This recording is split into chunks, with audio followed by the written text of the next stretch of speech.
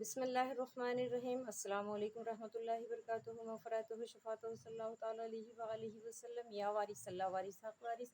سامعین کرام، آج ہم آپ لوگوں کے سامنے لے کے حاضر ہوئے ہیں اسلام وتھ وارث۔ ایم ڈاکٹر شبانہ خان وارثیہ، اور ہمارے آنے کا مقصد یہی ہے کہ ہم کلام پاک کو رسم نہ دہرائیں، بلکہ یہ جاننے کی کوشش کریں کہ اللہ عز و جل نے کلام پاک میں ہمارے لیے کیا علم و حکمت ہمیں عطا فرمائی ہے، اپنے پیارے حبیب صلی اللہ تعالیٰ علیہ وآلہ وسلم کے ذریعے ہم تک کیا پیغام پہنچانے کی کوشش کی ہے۔ تو اسی لیے اور اس مسئلے میں ایک حدیث دہرانا چاہیں گے کہ رسول اللہ صلی اللہ تعالیٰ علیہ وآلہ وسلم جاتے ہوئے کہے کہ ہم اپنی امت میں دو بھاری چیزیں چھوڑے جا رہے ہیں، ایک کلام پاک اور دوسرا اہل بیت اطہار۔ کہا کہ یہ جو ساکت قرآن، یہ جو قرآن ہے جو کتابی شکل میں ہے، یہ قرآن شریف جو ہے وہ ساکت قرآن ہے، اور کہا کہ یہ قرآن ناطق ہے۔ اہل بیت اطہار اپنے پنجتن پاک کو کہا کہ یہ قرآن ناطق ہیں، یعنی بولتے قرآن ہیں۔ اگر کلام پاک سمجھنا چاہتے ہو تو ان کی رہبری ضروری ہے، اگر ان کی رہبری میں پڑھو گے تو ہی اسے سمجھ پاؤ گے اور اس سے فیض یاب ہو پاؤ گے، مستفیض ہو پاؤ گے۔ اگر اسے ان کی رہبری میں نہیں پڑھو گے تو اسی کلام پاک کو پڑھ کے لوگ گمراہ بھی ہو جائیں گے۔ اللہ اکبر، اللہ اکبر۔ تو ہم یہ جاننے کی کوشش کریں گے کہ وارث کو، جیسے کہ سارے لوگ جانتے ہیں کہ اگر یہ ہماری زمین و جائیداد ہے تو ہماری اولادیں اس کی وارث رہیں گی، تو اسی طریقے سے وارثین میں 14 وارثین کا شمار ہوتا ہے۔ سب سے پہلے رسول اللہ صلی اللہ تعالیٰ علیہ وآلہ وسلم، زہرا سلام اللہ علیہ ہے، اور اس کے بعد مولا علی مشکل کشا، اس کے بعد حسین کریمین علیہ السلام کی باری آتی ہے، اس کے بعد امام زین العابدین علیہ السلام کی باری آتی ہے، امام باقر علیہ السلام، امام جعفر صادق علیہ السلام، موسیٰ کاظم علیہ السلام، علی رضا علیہ السلام، محمد تقی علیہ السلام، علی نقی علیہ السلام، حسن عسکری علیہ السلام، اور آخری کا وارث مہدی صلی اللہ علیہ الحبیب صلی اللہ محمد صلی اللہ تعالیٰ علیہ وآلہ وسلم۔ تو اسی لیے ہم نے اس چینل کا نام رکھا ہے اسلام وتھ وارث، کہ ہم وارثین کی روشنی میں، ان کی حدیث کی روشنی میں جاننے کی کوشش کریں گے کہ اللہ تبارک و تعالیٰ نے اس کلام پاک میں ہمارے لیے کیا پیغام اپنے پیارے حبیب کے ذریعے بھیجا ہے۔ تو آئیے اس کو شروع کرنے سے پہلے ہم ایک چھوٹی سی دعا دہرانے کی کوشش کریں گے، کیونکہ کلام پاک میں رب اشرح لی کے بارے میں آتا ہے کہ بنا سینہ صدر کہ تمہاری ساری عبادتیں تمہارے منہ پہ مار دی جائیں گی۔ اللہ اکبر، اللہ اکبر۔ تو سب سے پہلے ہم سب مل کے اللہ کے آگے دعا گو ہوں گے کہ اے میرے اللہ، اے میرے اللہ عز و جل، پیارے حبیب کے صدقے میں ہمارے سینے کو صدر کر دے۔ رب اشرح لی صدری، اے میرے رب میرے سینے کو کھول دے، ویسر لی امری، اور میرے کام کو آسان کر دے، واحلل عقدۃ من لسانی، میری زبان کی گرہ کھول دے، یفقہوا قولی، وہ سمجھے میری بات کو۔ رب یسر ولا تعسر، اے رب آسان کر اور مشکل نہ کر، وتمم بالخیر، بھلائی کے ساتھ پورا کر، وبک نستعین، اور ہم تجھی سے مدد مانگتے ہیں۔ اللہ اکبر، آمین ثم آمین۔ اللہ تبارک و تعالیٰ ہماری دعا کو پیارے حبیب کے صدقے طفیل میں مقبولیت کا موقع عطا فرمائے۔ اب ہم لفظ با لفظ کلام پاک کا ترجمہ جاننے کی کوشش کریں گے۔ تو بسم اللہ الرحمن الرحیم۔ اب یہ بے نہیں ہے بلکہ با ہے، اور عربی گرامر کے تحت اگر ہم غور کریں تو یہ با اسم ہے، لیکن جیسے ہم نصیب اور فراز نہیں لکھتے ہیں بلکہ نصیب و فراز لکھتے ہیں، اسی طریقے سے یہ جو بے اسم ہے تو الف وہاں سے ہٹا دیا گیا ہے گرامر کے تحت، گرامر کا خیال رکھتے ہوئے، تو اسی لیے یہ ہوا بسم اللہ، یعنی بے اسم اللہ۔ با اس کو کہتے ہیں جس سے شروعات کیا جائے، ابتدا کیا جائے، آغاز کیا جائے، تو اس کا ایک لغوی معنی یہ ہوتا ہے۔ تو شروعات، اسم یعنی نام، اور اللہ یعنی اللہ کے نام سے شروع۔ الرحمن الرحیم، بڑا رحمان ہے اور بڑا رحیم ہے، یعنی بہت مہربان ہے۔ سبحان اللہ، الحمدللہ کثیرہ۔ تو ہم نے یہ جانا کہ بسم اللہ الرحمن الرحیم کا مطلب ہوا ہے کہ اللہ کے نام سے شروع، بڑا مہربان اور بڑا رحیم۔ سبحان اللہ، الحمدللہ کثیرہ۔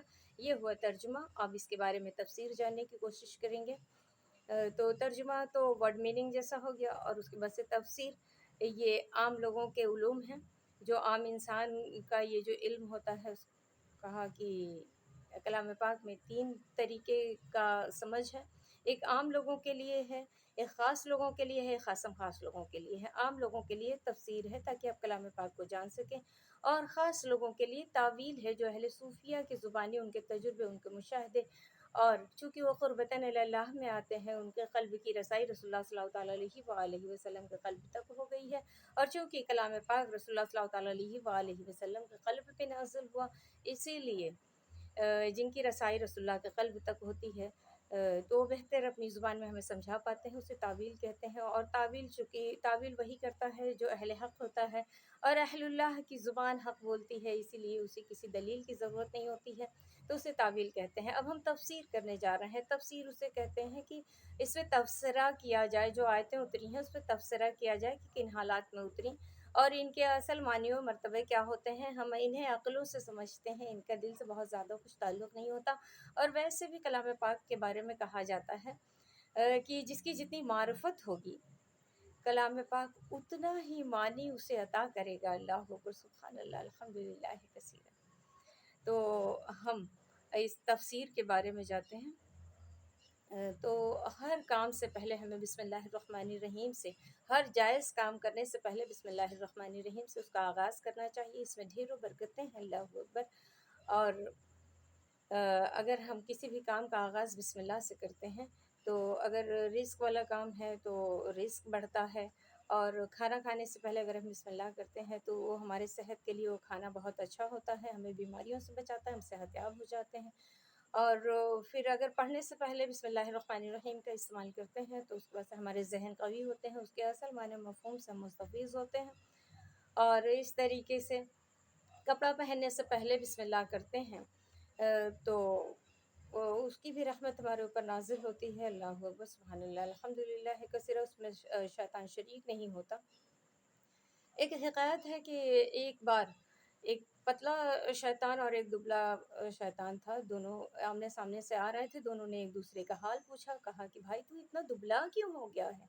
تو دبلے والے نے کہا کیا بتاؤں، میں ایک ایسے مرد مومن کے ساتھ رہتا ہوں جو ہر کام سے پہلے بسم اللہ الرحمن الرحیم کہتا ہے، اور اسی لیے اس کے کسی بھی کام میں شریک نہیں ہو پاتا ہوں، نہ میں کھا پاتا ہوں، نہ پہن پاتا ہوں، نہ تیل لگا پاتا ہوں، نہ سرما لگا پاتا ہوں، اسی لیے میں اتنا بدحال ہوں اور اتنا پتلا دبلا ہو گیا ہوں۔ اور تو اس نے مسکراتے ہوئے کہا، اور میں تو بڑے مزے میں ہوں، میں تو ایک ایسے انسان کے ساتھ ہوں، ایک ایسے قاہل اور نااہل انسان کے ساتھ ہوں کہ جو کسی بھی کام سے پہلے بسم اللہ الرحمن الرحیم نہیں کہتا، اور بسم اللہ الرحمن الرحیم نہیں کہتا، اس لیے میں اس کے سارے کاموں میں شریک رہتا ہوں برابر کا، اور اس طریقے سے اس سے زیادہ کھانا میں کھا لیتا ہوں، میری صحت کو لگ جاتا ہے، اسی لیے میں اتنا موٹا اور فربا ہوں۔ اللہ اکبر، اللہ اکبر۔ اس شکایت سے یہ سمجھ میں آیا کہ ہمیں ہر کام سے پہلے بسم اللہ کرنے کی کوشش کرنا چاہیے، جائز کام میں۔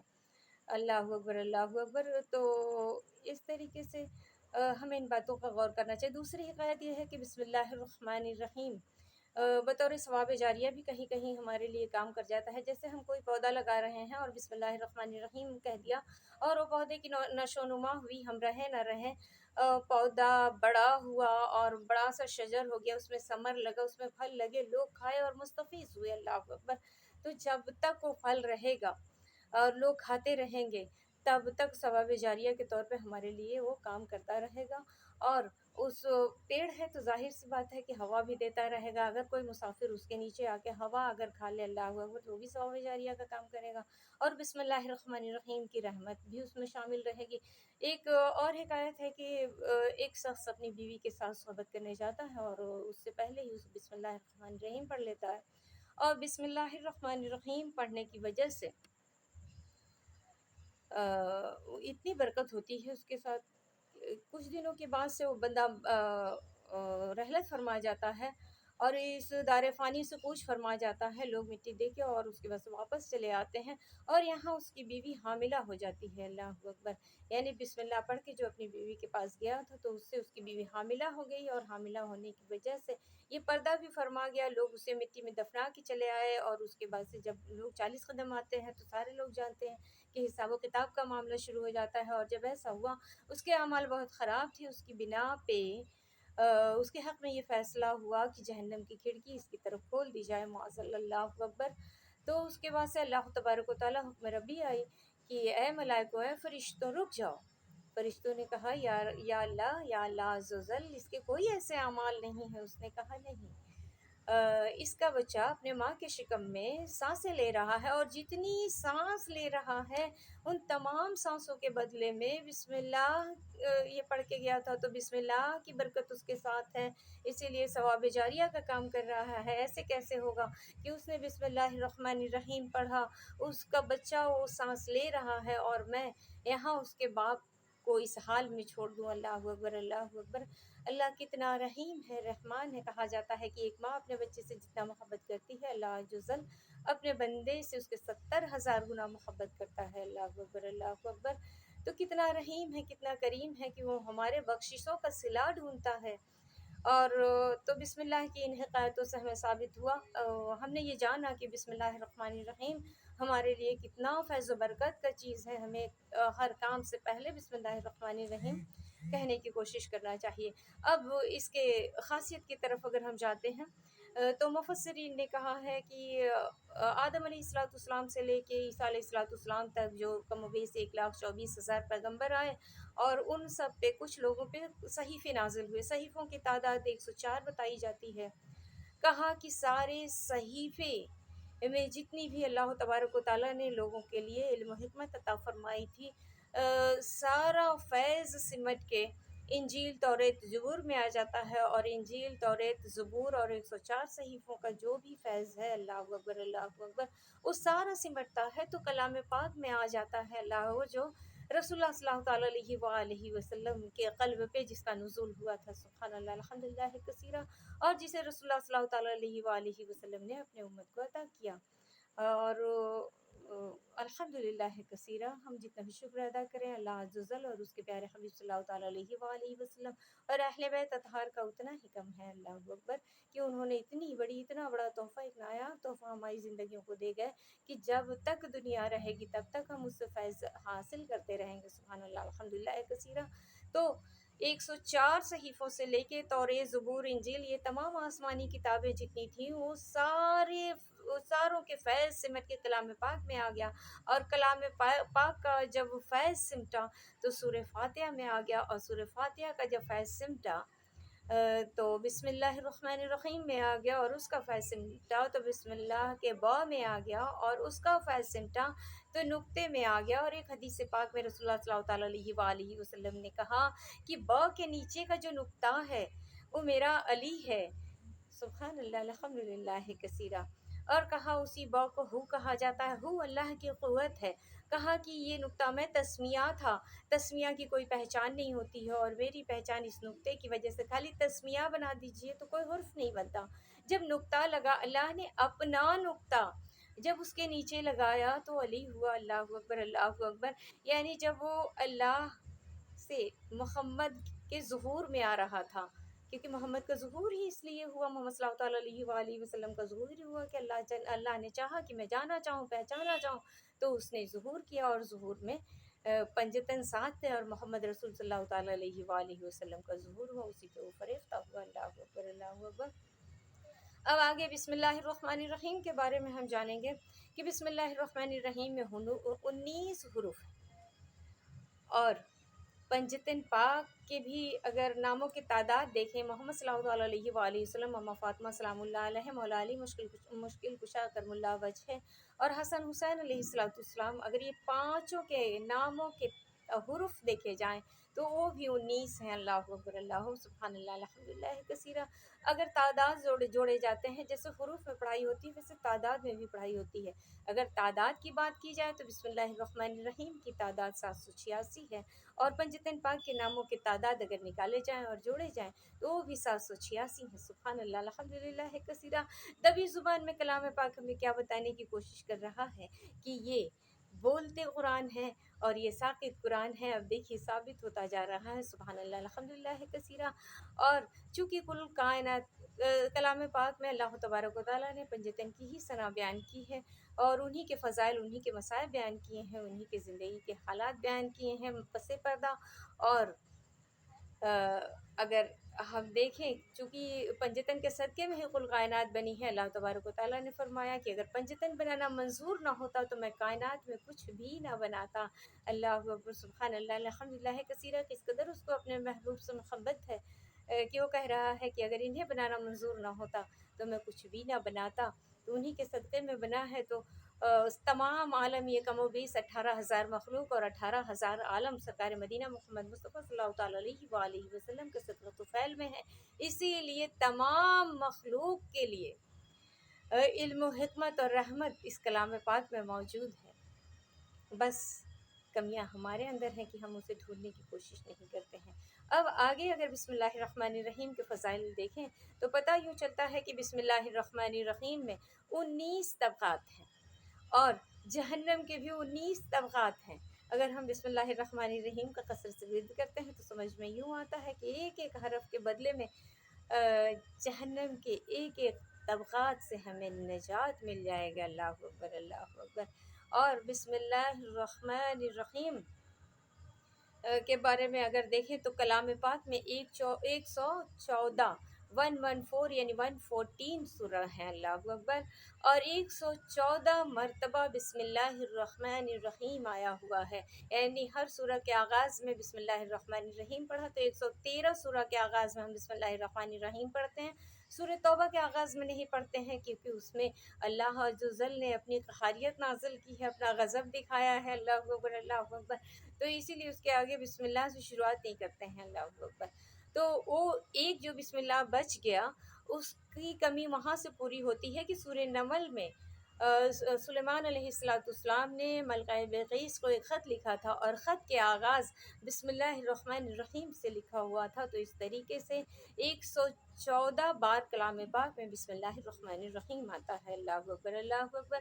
ہاں، اگر ہم کسی جانور کو ذبح کرتے ہیں تو بھی ہم بسم اللہ نہیں پڑھتے ہیں اور کہتے ہیں بسم اللہ واللہ اکبر، کیونکہ اللہ تبارک و تعالیٰ نے کل کائنات اپنے محبوب کے صدقے میں بنائی ہے اور بڑا رحیم ہے، رحمان ہے، اللہ اکبر، تو اسی لیے کہا ہے کہ بسم اللہ الرحمن الرحیم نہ پڑھا کرو، اللہ اکبر۔ اور الف سے بے میں جب آیا یعنی احمد ہوا تو آغاز ہوا، شروعات ہوئی، صرف اس کے ظہور کی ہی نہیں بلکہ وہیں سے کل کائنات کا بھی آغاز ہوا۔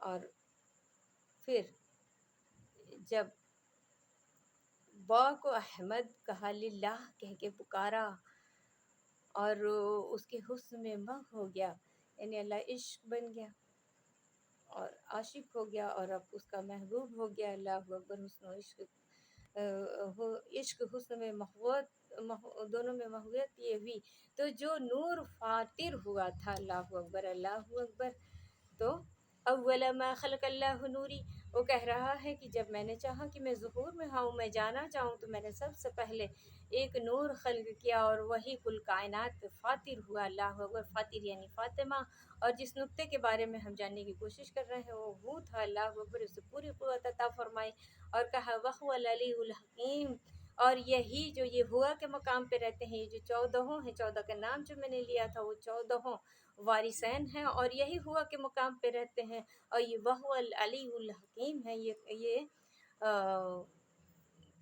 حدیث میں ہے۔ اور جب الستو بربکم کی بات آئی تھی تو سرکار مدینہ محمد مصطفیٰ صلی اللہ تعالیٰ علیہ وآلہ وسلم نے کہا تھا من عرف ربہ فقد عرف نفسہ، اللہ اکبر، اللہ اکبر، جس نے اپنے رب کو جاننا ہے وہ اپنے نفس کو جانے، یعنی جس نے اپنے نفس کو جانا اس نے اپنے رب کو جانا۔